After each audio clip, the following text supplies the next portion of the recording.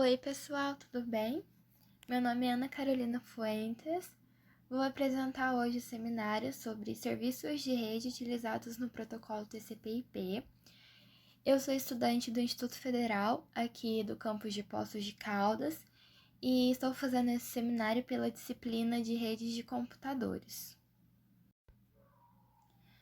Então, primeiramente, eu deixei a pergunta: o que é um protocolo? É de suma importância que a gente entenda de fato o que é um protocolo para dar continuidade nesse seminário, né? Então, na ciência da computação, o protocolo é caracterizado como uma convenção ou padrão que controla uma conexão, comunicação ou transferência de dados entre dois sistemas computacionais.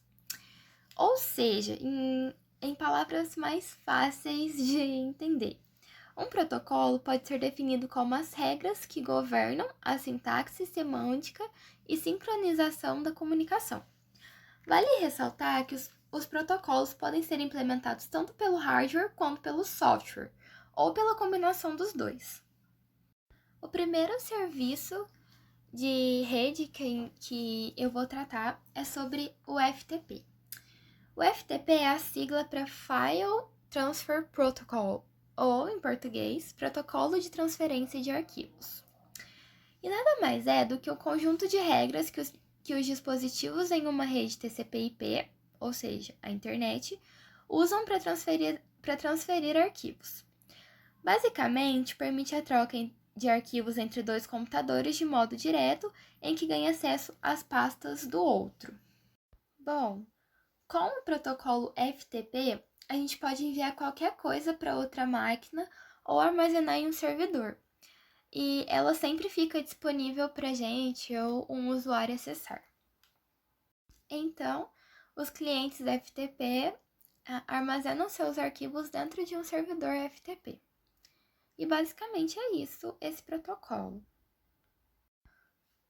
O protocolo Telnet, que em inglês significa Virtual Terminal Protocol, ou em português, Terminal de Protocolos Virtuais, é um protocolo padrão da internet que permite obter uma interface de terminais e aplicações pela própria internet. Este protocolo fornece as regras básicas para ligar um cliente, ou seja, um sistema composto de uma exibição e um teclado, a um intérprete de comando, que nada mais é do que um servidor. Bom, gente, esse protocolo foi criado há cerca de 50 anos e hoje ele consegue proporcionar uma interface de terminais e de aplicações através da internet, né? Ele também permite a utilização de diversas portas a serem definidas pelo usuário e cada porta é associada a um endereço IP do hospedeiro e ao tipo de protocolo utilizado para a comunicação.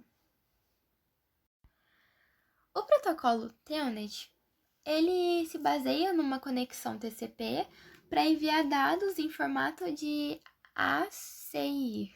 Eu não sei se é assim que pronuncia, se não for, me desculpa, gente.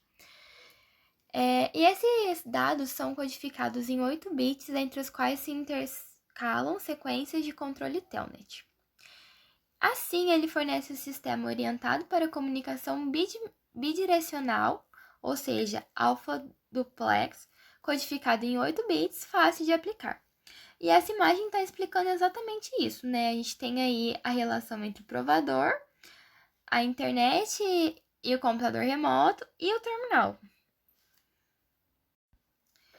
O protocolo Telnet é construído considerando três conceitos fundamentais: o paradigma do terminal de rede virtual, o princípio de opções negociadas e regras de negociação, e sua versão segura é o Shell ou SSH, que possibilita transferências de informações criptografadas pela rede. O terceiro protocolo é o SMTP. Em inglês, né, é a sigla para Simple Make Transfer Protocol, ou, em português, Protocolo de Transferência de Correio Simples, ou de e-mail simples também, né? E o que ele faz, né? Ele define a padronização das informações que identificam cada e-mail e o caminho que ele deve percorrer para ser entregue de forma íntegra, sigilosa e segura. Entre as diferentes etapas, a passagem por um servidor SMTP é uma das mais relevantes. O servidor SMTP é nada mais nada menos que um computador que faz o intermédio entre o envio e o recebimento das mensagens de e-mail. Ele é o responsável por receber as informações do remetente e enviá-las na internet para que um servidor POP e MAP o receba e direcione à caixa do destinatário. Bom, na verdade, gente, o funcionamento de um servidor SMTP é bem simples de entender. Quando uma pessoa escreve o e-mail e clica em enviar, todas essas informações referentes a essa pessoa são enviadas para um servidor SMTP. E aí, nesse momento, o servidor vai adequar o conteúdo recebido aos padrões do protocolo de transferência de e-mail e encaminhá-lo para a internet, onde vai ser transmitido. E esse processo é similar ao processo que os carteiros fazem ao recolher as correspondências para ser enviada, né? O próximo protocolo é o DNS.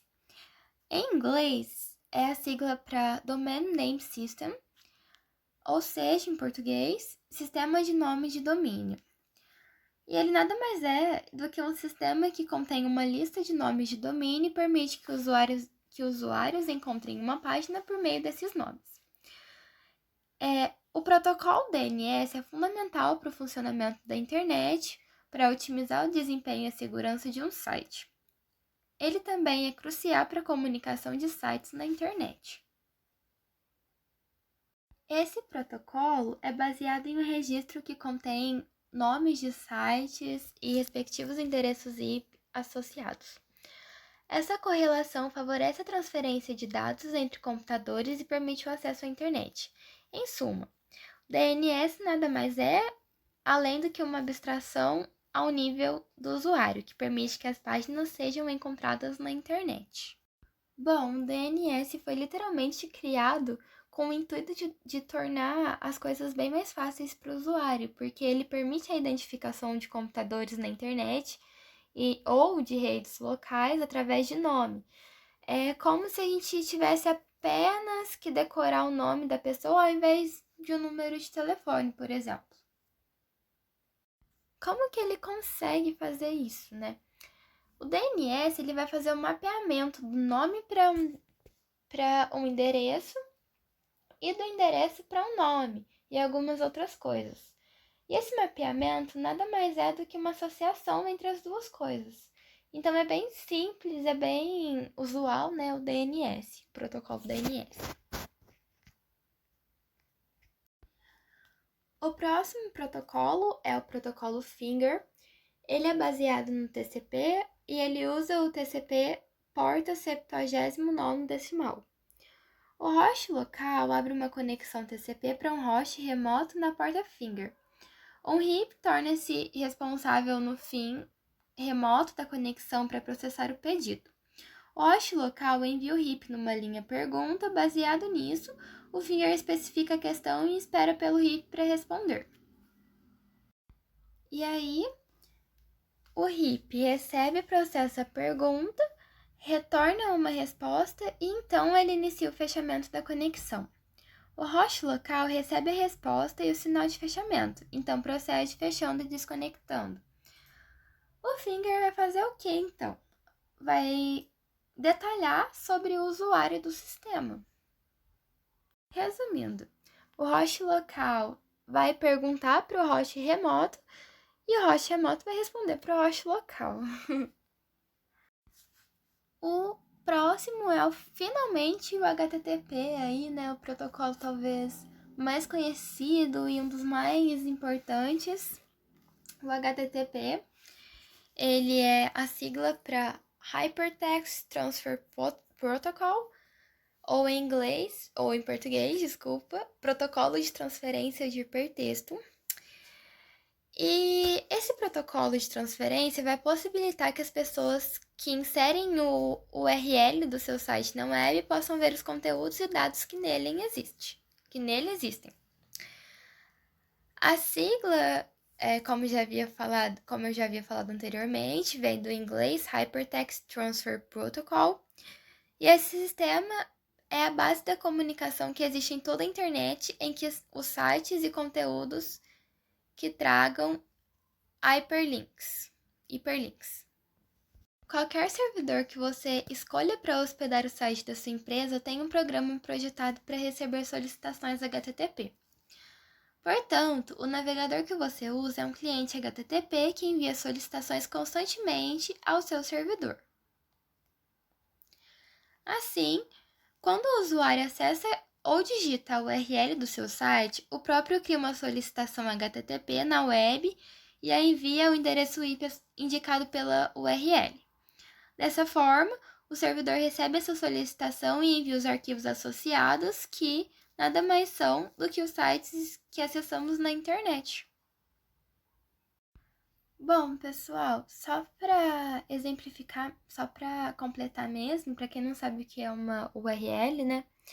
Ela é basicamente o endereço virtual de uma página ou um website. A sigla tem origem na língua inglesa, significa Uniform Resource Locator, ou em português, localizador uniforme de recursos. Por meio da URL, uma página que seria acessível apenas por uma sequência de números pode ser cometida pelo sistema DNS. Aí a importância também do sistema DNS, né? Que a gente já viu lá nos protocolos anteriores. Bom, o POP3 é o próximo protocolo que a gente vai discorrer sobre, e ele é a sigla para Post Office Protocol. E ele é um protocolo que permite que um computador local faça conexão em um servidor e baixe as mensagens no cliente de e-mail, como Outlook, Mail, entre outros, de modo que elas possam ser acessadas offline. Basicamente, esse processo é dividido em 4 fases: conexão, autenticação, transação e atualização. O primeiro processo, a conexão, é a primeira conexão com o servidor. Nela, utiliza-se o protocolo de transporte TCP/IP, Transmission Control Protocol ou Internet Protocol. Isso garante uma conexão confiável sem perdas de dados ou duplicação. Então, o POP3 ele pode utilizar a porta padrão de 110 durante a conexão, porém, ele deve utilizar a porta 995 em conexões criptografadas via SSL ou TSL. O processo posterior é o processo de autenticação, e ele autentica o usuário com a identificação e a senha. Ou seja, o processo entra na fase de autorização. O protocolo pode ser configurado para a utilização de senhas sem codificação. Isso é o mesmo que dizer que os dados trafegam na rede sem nenhuma proteção, o que é extremamente inseguro. Por isso, a RFC, em 1939, especificou o uso do protocolo de autentificação que segue o algoritmo MD5. E o objetivo era que a senha fosse criptografada e os dados pudessem trafegar com mais segurança. No processo de transação, todas as mensagens disponíveis no servidor são transferidas ao cliente. É importante a gente falar aqui que o protocolo POP3 não é recomendado para quem acessa e-mails em diferentes dispositivos, como computador de mesa, ou seja, desktop, notebook e celular. Por que acontece isso, né? Porque as mensagens são baixadas do servidor apenas no primeiro dispositivo. Com isso, quando a gente baixa as mensagens no computador de mesa, não é possível acessar pelo celular ou pelo notebook. E nesse caso, o acesso vai ser somente no desktop. Na fase de atualização, os e-mails serão apagados após serem baixados. Entretanto, essa é uma opção configurável. Assim é possível baixá-los e manter uma cópia no servidor. E é importante a gente falar que essa opção pode trazer problemas de duplicidade de mensagens em alguns programas gerenciadores de e-mail. E é por isso que a utilização desse protocolo e desse recurso deve ser muito bem avaliada. Bom, agora o último, mas não menos importante protocolo é o NNTP. O NNTP é a sigla para Network News Transport Protocol, ou, em português, Protocolo para Repasse de Notícias na Rede. Esse protocolo foi projetado para otimizar a ineficácia das notícias publicadas na rede. E ele opera sob o controle de um servidor central, ou seja, todas as notícias publicadas devem primeiro passar por uma classificação orientada pelo servidor. O cliente, que é o usuário com a intenção de querer publicar essa notícia, estabelece uma conexão interativa que melhora ainda mais o sistema. Esse protocolo, né, esse processo, está representado na imagem ao lado, onde fala, né, que o NNTP, o servidor do NTP local, ele fica bem no centro mesmo, e vai classificar todas as notícias publicadas. Nossa, me desculpa, eu tô meio cansada.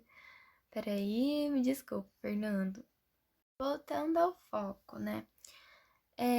O NTP é usado para melhorar o processo pelo qual as notícias são postadas em seu servidor, estabelecendo uma conexão muito eficaz com a relação entre o cliente e os itens programados. Ou seja, resumindo isso tudo, o NNTP vai cuidar de muitos erros que aparecem pelo usuário. Bom, pessoal, obrigada por assistirem ao seminário.